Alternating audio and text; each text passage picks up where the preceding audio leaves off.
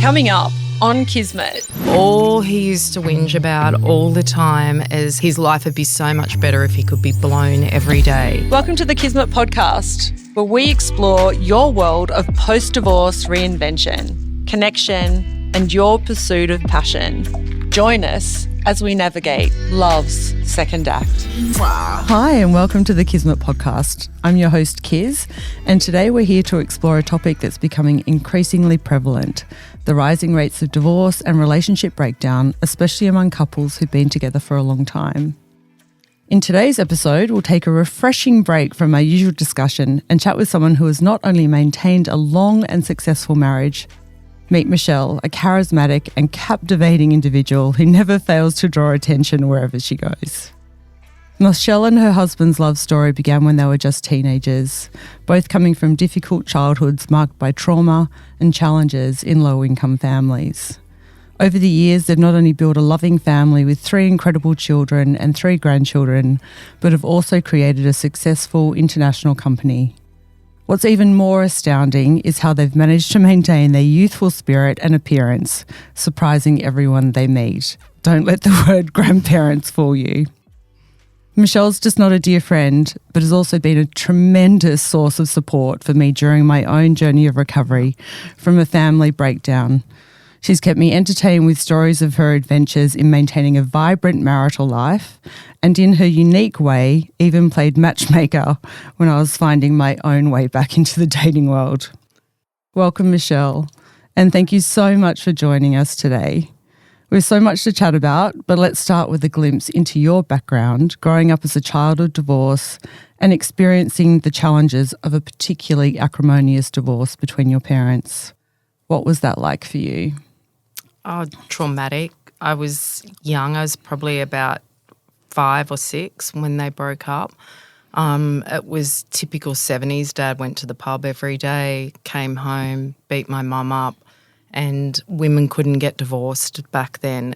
My mum didn't work, so at first she got a job before she could leave, and then she left one night with my brother and I, and we went and lived at our grandparents' house probably, I don't know, 6 months, a year, because I was so young I can't remember as much. And she commuted us back to school every day.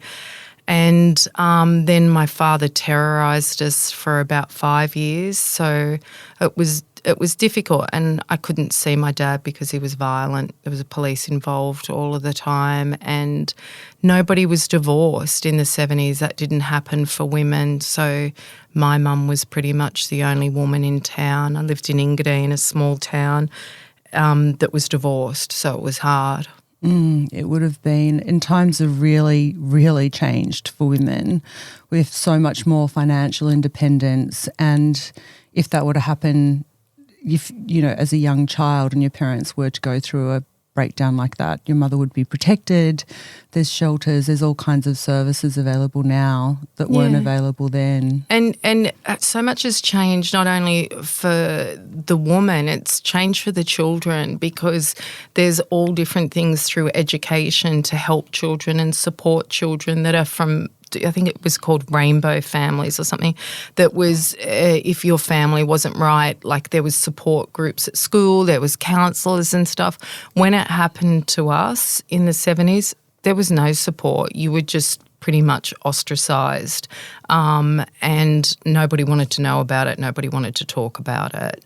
And the children were just the pawns in it, and there was nothing like conscious uncoupling or working on it for the kids. And my mum didn't even get financial support. There was just nothing. Your family's torn apart and the children just have to suffer the consequences of that. You would have felt quite isolated, especially in a small town, being the only parents that were 100%, divorced. yeah.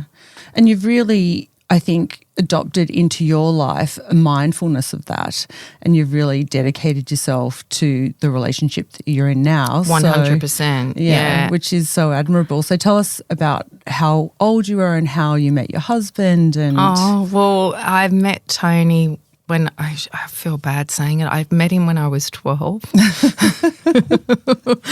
And then by 13, I knew I was in love. Oh. And he was 17 17 turning 18, and of course he was too old for me and he didn't love me or notice me at all. And I used to say, when I get older, I'm going to be beautiful and you'll want me and I won't want you and I'll be grown up and all of that. Anyway, I did see him when I'd grown up. Like all my girlfriends at school knew that I was in love with Tony.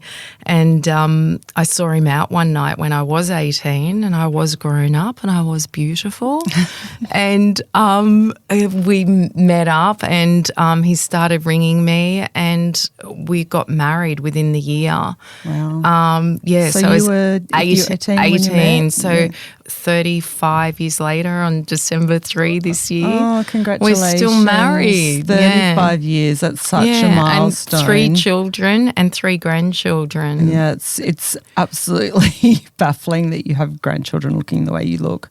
But you've been through a lot to have that isolation and then to find Tony and to know from such a young age that you were meant to be. Yeah, and I think marriage means so much more to you coming from a child of divorce.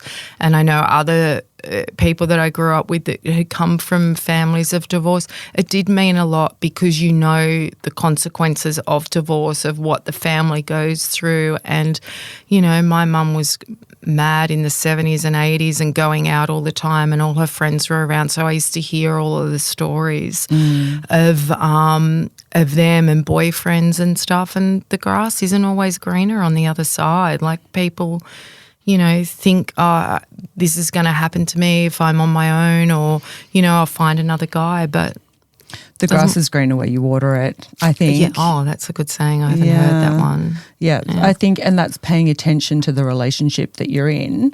And certainly, look, divorce does happen and it's definitely a different paradigm now. When you get divorced, as you said, there's lots more support and children aren't as isolated and as vilified as they were when it happened with your family of origin. But it sounds like it really gave you a drive to make your marriage successful. 100%, yeah. And so I had my first child pregnant at 20, child at 21. And once you have a child, everything changes in your life because you want something for your children. You want that family. You want to succeed. You want a home. And because I didn't have any stability, I wanted that really badly. So I had my first child at 21 and, you know, we lived in Wollongong and commuted and life was hard. I used to steal the baby formula, not every week, but just once a week, but from the supermarket. We were poor. We didn't have any money at all. And I just wanted to be something for her and wanted her to have a good home. And then we moved to Sydney and started a business and, you know, I was pregnant again at 26 and had my second child and kept working and had my third child at 31, but I have worked my whole marriage. And when we started our business, that was very difficult and it became like I was a single mum again because my husband was at work all the time and I had to pick up all the pieces with the kids and in our home. But I just kept supporting him. I wanted everything for my kids. So we just kept driving it and kept working and ended up not having to steal the baby formula anymore.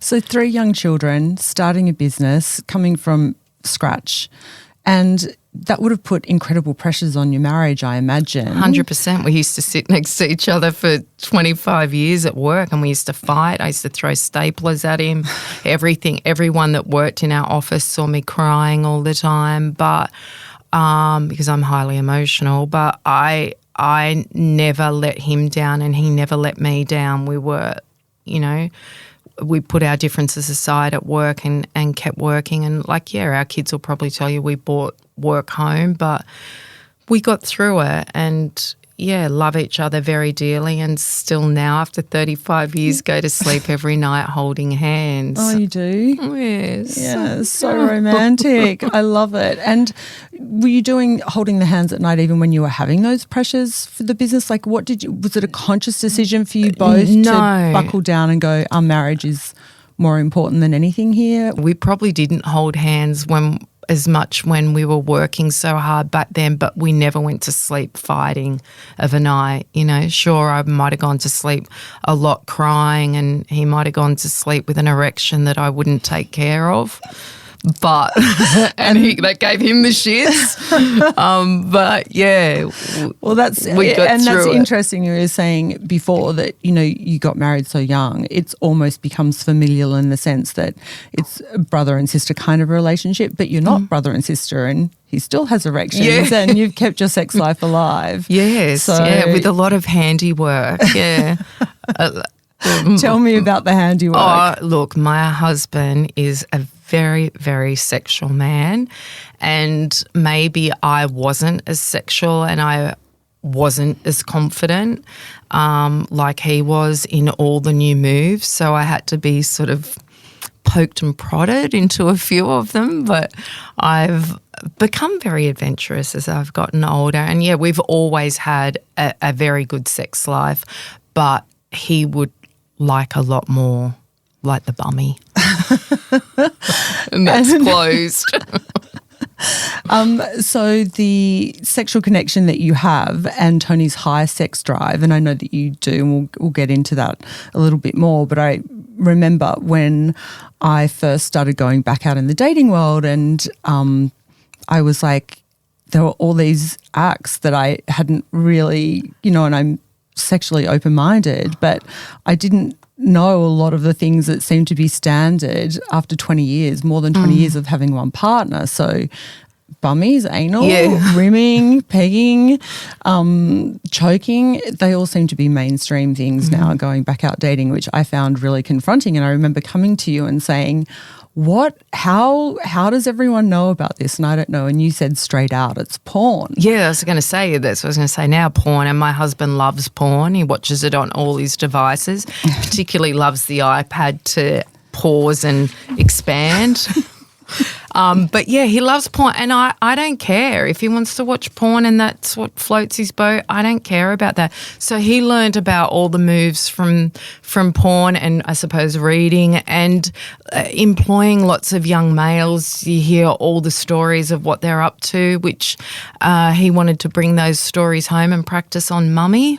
Sometimes mummy had to say no, and I had to explain to him a lot, I am not a porn star, which is what you told me actually. Porn's not real. It's a movie. And those bad acting oftentimes. Some of those moves can't be obtained.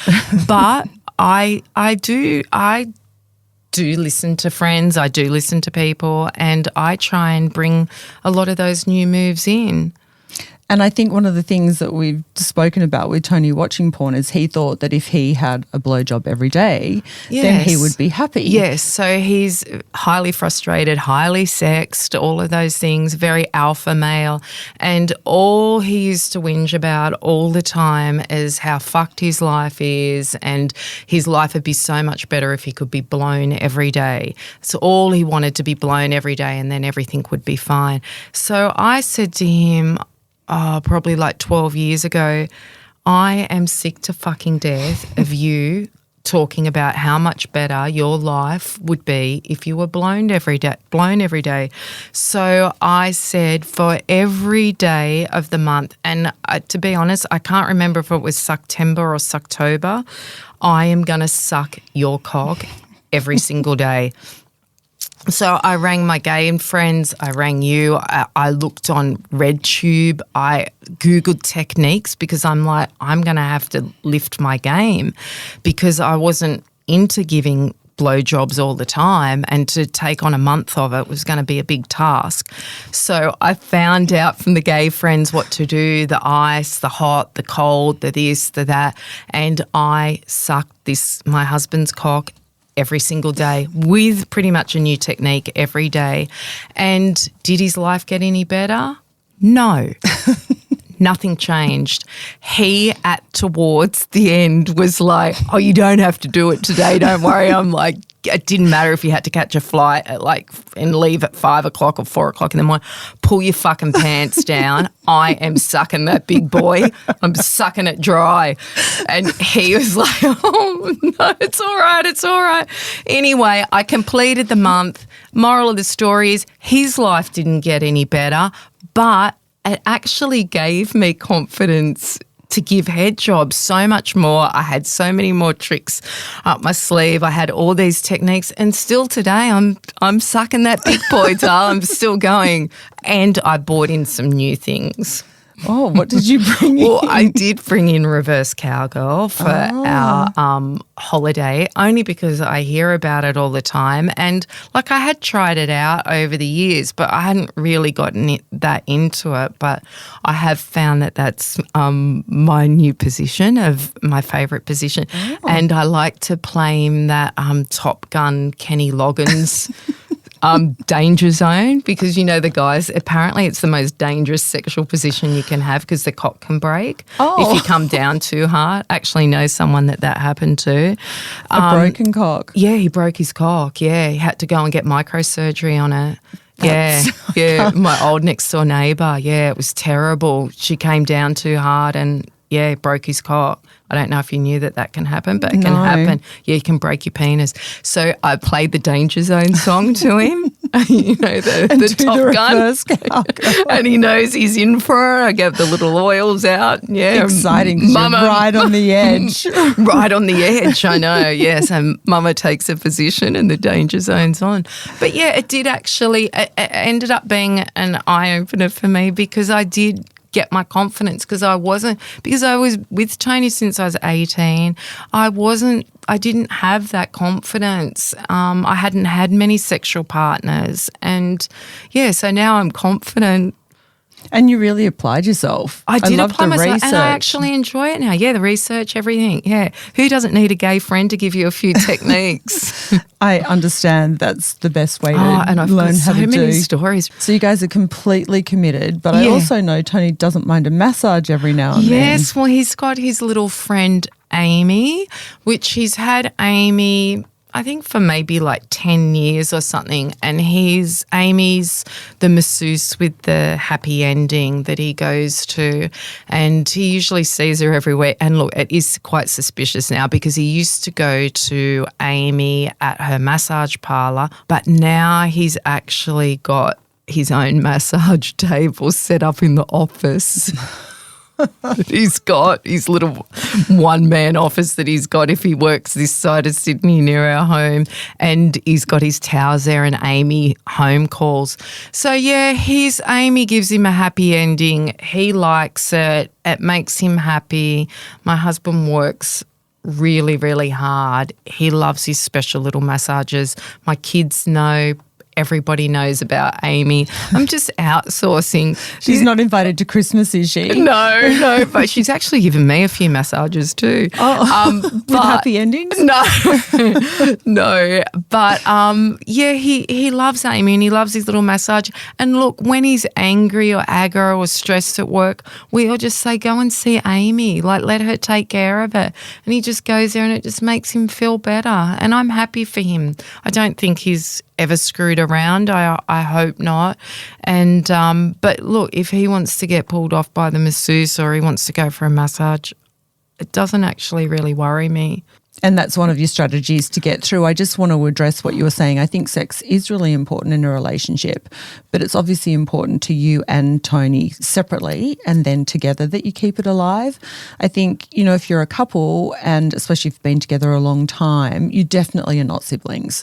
Like, you don't want it to be siblings. You don't want to have, you know. Well, you fight like siblings. That's what I mean. You can get over it. But I think sexually, you know, you can't think of your partner as a sibling, because that's 100%, not sexually interesting at all.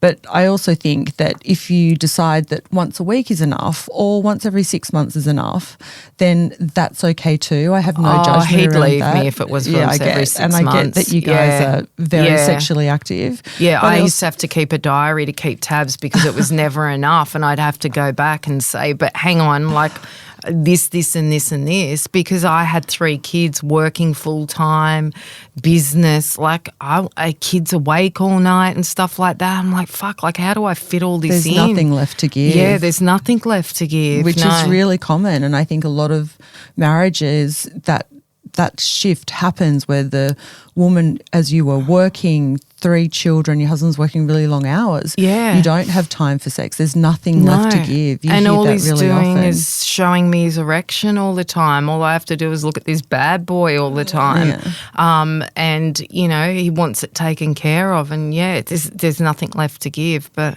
Yeah, and I think with men, you know, you're talking about the erection. The thing is, most women, about 80% of women don't have orgasm by penetrative sex. So it's great. A guy can, you know, within 3 or 4 minutes. Yeah. But whereas you've got to warm up, and so it's more time management for you, which is where I just don't have enough. And I think that's where guys could probably be a little bit more interested in pleasing a woman, so that you are motivated to have those sexual moments. You know, you're warmed up and you've had the orgasm. So I'm a bit of a believer in, you know, it's a quid pro quo. Oh, yeah, no, he loves the warm-up too, Dal, but he wants to do half an hour of pussy licking. His pussy doesn't want to be licked for half an hour. Especially when you've got 3 kids and work to do. Yeah, exactly. And a floor to mop.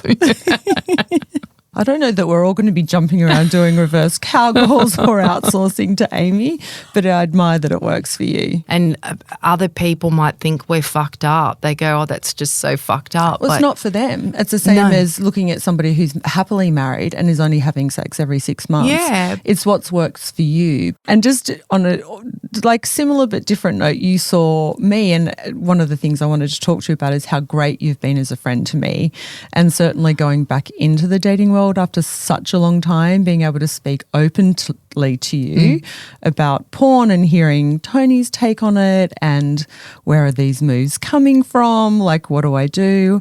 And you've really supported me through that, which I'm so grateful for. And so what's seeing you were friends with me for a long time, and you saw the breakdown of my marriage, and as a friend you did offer great support. What would you say was the thing that stuck in your mind the most about me and the relationship breakdown that's like relevant to people going through later life divorce?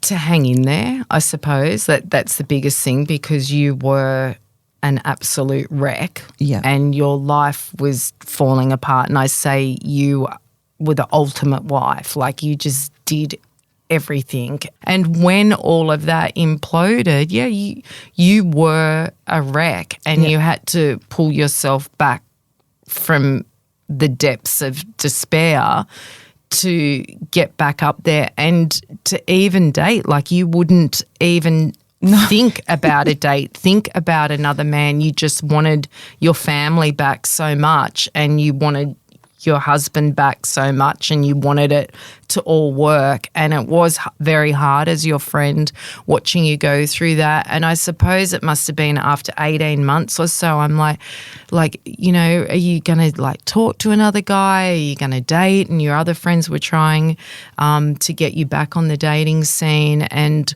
we were in New York at this time together and we'd been up looking at an exhibition or something, and you said, I've got to go back and do some bit of paperwork. And I said, okay, I'm just going to run down to Chanel and pick up this belt.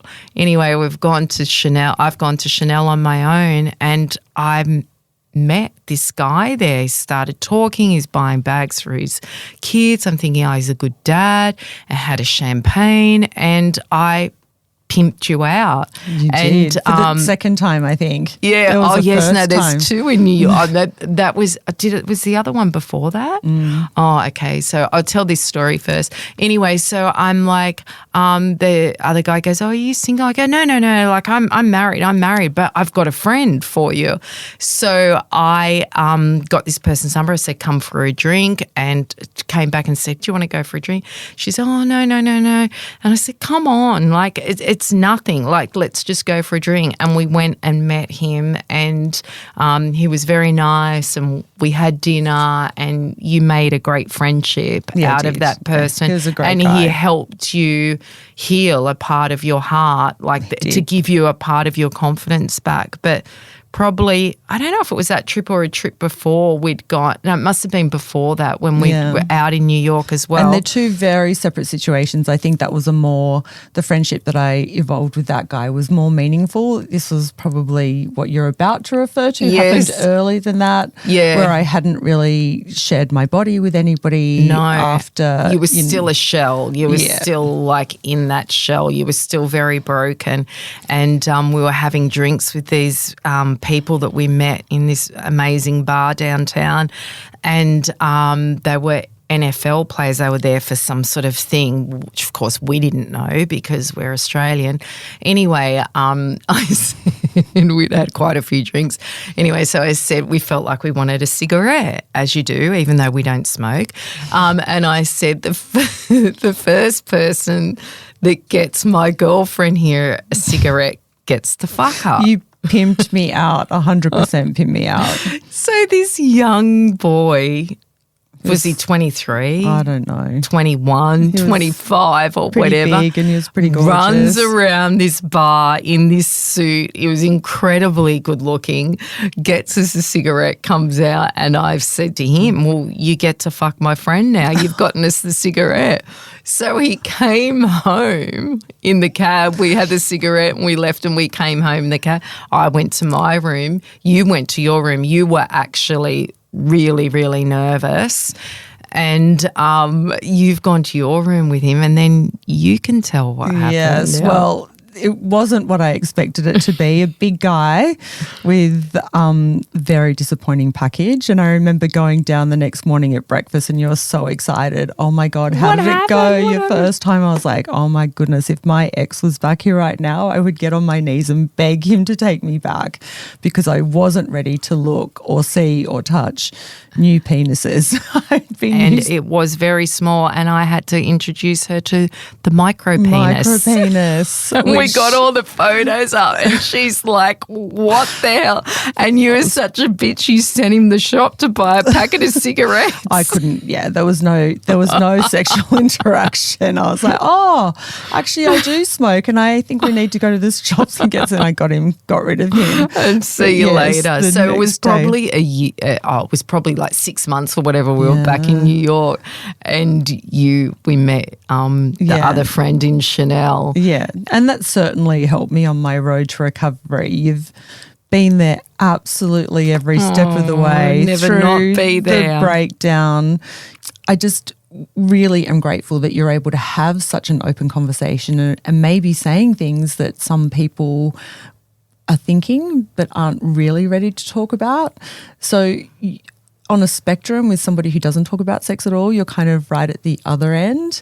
What are your suggestions from being somebody who is so open? Yeah, I am open talking about sex, but remember before I was not prudish, but I wasn't sexually adventurous or probably confident, which I'm not. You've come a long way. I've come a long way. That has grown with me, with my partner as well, coming back down to trust, and that's why I have trust with different things with Amy and so forth. But I think anyone can do anything that they want to, or they can go and get help and learn how to do things like that. Like everything's on Google. Go to a sex therapist. Yeah. And sex shop. There's lots of information You introduced available. me to the sex shop. Yeah. Like my husband had bought me vibrators all the time. He bought me a camera with a tripod. I'm like, I'm not making a film. I'm not using that. He had bought me vibrators. I didn't use those. He bought me lingerie. I didn't wear that lingerie. I wasn't confident enough to wear that. But talking about it more, I have then gone, okay, you got me to buy my toy, The tooth? the tooth, only a couple of years ago, my travelling tooth. And Which is just a mini vibrator that's very attractive to look at, compact and very effective. Baby steps. But yeah, I felt too embarrassed to use any of those toys or do any of those things first. But I suppose I'm 54 now. I've grown and I am more confident. And the confidence has come from trying different things that I wasn't confident at, and I suppose my husband giving me that confidence to say that's good, a bit of feedback. It's like, touch here, don't touch there, a bit more pressure. That was great. Well, you've come such a long way from somebody who was very repressed in a sense. I think that might be the right word. And now you're so incredibly open and you're able to have this, obviously a very bonded, affectionate relationship. And so I think I'm really grateful that you're able to show us and to tell us how far you've come and how much it has helped your relationship. That might not be for everyone, but I think being able to have these conversations is really meaningful. I think pretty much everyone is having sex or should be having sex. Yeah, and there's periods when I wasn't having sex or wasn't having anywhere near the sex that my husband desired, but I just wasn't capable of giving anymore. And like you said before, like it's got to be good for both of you. Like a guy just getting off doesn't really do that much for the girl either. I think that's a really important point. And I think, men and women are both to blame for this. Less than 20% of women orgasm through penetration. And I think, every guy that will say, oh, no one's ever faked with me, but there's a disconnect there in the stats because obviously there's faking. So women are faking, guys are thinking that every woman that they're with are orgasming. And I think the best way for me to explain this is if a guy could think of a woman's clitoris as a penis. The vagina is not the penis. So if you were to just say to a guy, I'm just going to bang your legs a few times and hope that you come, that's not going to happen. The clitoris is where it happens for a woman. And I think these are conversations that are important to have. And I'm really glad we're having it today because oftentimes we think about it but it's taboo. It's all kept underground when in actual fact, they're interesting facts. People are having sex. Why don't we have these open conversations so that we can teach our children more, so that we can have better sex lives in our marriage and keep marriages alive? I know lots of marriages where one partner is frustrated because the other person just shuts it all down. And that's what ends up being the breakdown usually of the marriage is that, and I suppose financial pressure and infidelity. And I'm not saying that I'm allowing my husband to be unfaithful to me. If he gets a hand job, a happy ending from a massage and it brings him joy and he's not going around getting hundreds of women to give him hand jobs all the time, it's the same woman all the time and that brings him joy, that's a part of our healthy marriage too because he's happy. Yeah. Like we're both very and happy. You're faithful to each other. I think unfaithful doesn't necessarily mean a sexual act. Unfaithful means a lack of trust. We've spoken about trust today and how important it is in your relationship to have trust. I think it's the breakdown of trust. And the fact that you communicate so clearly means there's still trust. And he's not having an intimate, involved lifestyle change with another person that's affecting your marriage. I think that's a significant difference. And I think you've really managed that, both of you, really well. You understand your needs, both of your needs, and how you're going to navigate it. And I think with the sex, we touched on, if people aren't having sex, and that can be a choice for both partners in a relationship, then you need to really up the physical touch. Yeah. Not and even if it's the not laughter. Yeah. Even if it's not intercourse, the laughing, the interaction, the intimacy, which is laughter for you, it could be reading books for somebody else, but a lot of physical affection is really important if you're not having sex at all. And I think you're like I said, on one end of the spectrum. Well, I think too that's about making each other feel good about themselves. Like, that's a beautiful dinner you've cooked. You've done the lawn's beautiful, or you look really nice today, or let's go out for dinner. What a great movie we saw, or whatever. The bins are being cleaned well. Yeah. It's actually, even if you're not having sex, it's actually still loving each other and being in love with that person. And love can be sex, but love can just be holding hands at night when you go to sleep. Exactly. Yeah, I agree. And I think that's a beautiful way to finish off. Like, perfectly said. Thank you for being so bold and brave and open and honest. It means so much. Thank you. Love you. Thank you. Oh. Love you. On the next episode of Kizmet. BDSM, bondage disciplines, sadism, masochism. They're only focusing on the orgasm. It's unlikely they're going to get there. Don't miss an episode. Hit subscribe where you're getting this. Follow our socials and ask any questions on my new website, where we're building for like-minded people wanting to reconnect.